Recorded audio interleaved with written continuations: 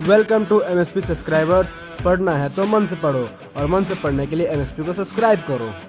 Hello guys, तो कैसे हो आप लोग। स्वागत है आपका फिर से मेरी एक नए वीडियो में, जिसमें हम बात करने जा रहे हैं metals and non metals part 7।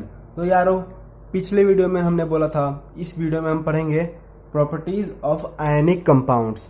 तो पहले तुम ये जान लो कि आयनिक कंपाउंड्स बोलते किसे हैं, मतलब किस चिड़िया का नाम है। ठीक, चलो पढ़ते हैं आयनिक कंपाउंड्स के बारे में। The compounds formed by transfer of electron from a metal to a non metal are known as ionic compounds. अब समझो, जो भी कंपाउंड फॉर्म होते हैं transfer of electron from metal to non metal, मतलब कि जब मेटल से इलेक्ट्रॉन ट्रांसफर होता है नॉन मेटल में, और जो कंपाउंड फॉर्म करता है उसको हम लोग बोलते हैं आयनिक कंपाउंड। तुम समझ गए होगे। ठीक, तो इससे पिछले वाले वीडियो में हमने तुम्हें एग्जांपल देके भी समझाया था सोडियम और क्लोरीन के बारे में। जो ट्रांसफर ऑफ इलेक्ट्रॉन होता है कि सोडियम में 1 इलेक्ट्रॉन, क्लोरीन में 7, और यहाँ पर एक ट्रांसफर हो जाता है तो इसमें स्टेबल हो जाता है, ऐसे करके कुछ बताया था। अगर आपने उस वीडियो को नहीं देखा तो जाके देखें और समझें, नहीं तो आपको ये वीडियो नहीं समझ में आना है वाला है। चलिए अब हम बात करते हैं प्रॉपर्टीज के बारे में। आप आयनिक कंपाउंड समझ गए होंगे। जब ट्रांसफर होता है इलेक्ट्रॉन का from metal to non metal, और जो कंपाउंड फॉर्म होता है उसे हम क्या बोलते हैं, ionic compound. Property, ionic compound are solid in nature. Ionic compound are solid in nature मतलब वो कड़क क्यों होते हैं, because of strong electrostatic force between positive and negative ions. ये डायग्राम देख रहे हैं आप, देख रहे हैं। तो इसके अंदर जो इंटरमोलिक्यूलर स्पेस है वो बहुत ही कम है। क्लास 9th के बुक में शायद आपने पढ़ा होगा कि गैस में सबसे ज़्यादा रहता है इंटरमोलिक्यूलर स्पेस, वाटर में थोड़ा कम होता है, और सॉलिड में बहुत कम, हवा जाने का भी जगह नहीं रहता, बहुत कम। तो यही है।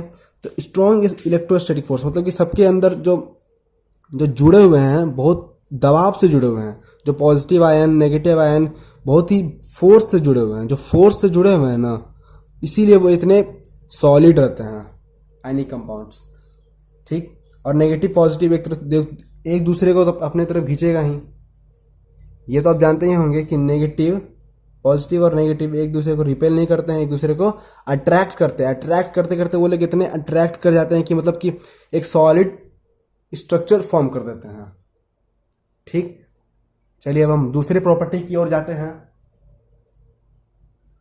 High melting point and boiling point. Ionic compounds का melting point and boiling point बहुत ही हाई होता है। वो जल्दी पिघलता नहीं है और जल्दी बॉयल नहीं होता, मतलब यही है, और जल्दी मतलब मेल्ट नहीं होता है। चलिए आप दूसरी प्रॉपर्टी भी समझ गए होंगे। तीसरी प्रॉपर्टी की तरफ हम बढ़ते हैं अब। They are soluble in water. इतना समझिए, मतलब कि ये पानी में तो मिल जाते हैं, एंड इनसॉल्यूबल इन सॉल्वेंट्स।